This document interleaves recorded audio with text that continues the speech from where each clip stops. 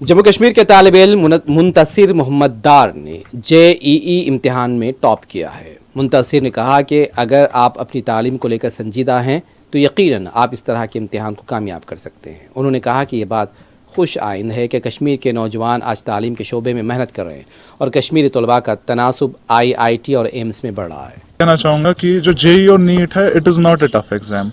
ये एग्ज़ाम जो है, ये एक डेडिकेशन का एग्ज़ाम है। अगर आप लोग डेडिकेटेड रह सकते हो, कंसिस्टेंट रह सकते हो, पढ़ाई कर सकते हो, then you can easily crack this exam. बहुत लोगों के दिमाग में ये रहता है कि JEE और नीट जो है वो मुश्किल एग्जामिनेशन है, but it is not. Like I will say, मैंने अपनी JEE की प्रिपरेशन 12th क्लास से स्टार्ट की एंड मैंने टोटल में 5-6 मंथ्स पढ़ा JEE के लिए। लोग जो है वो लाइक दे 2 years पहले ही डिसाइड कर लेते कि JEE is tough, may be it's not for them.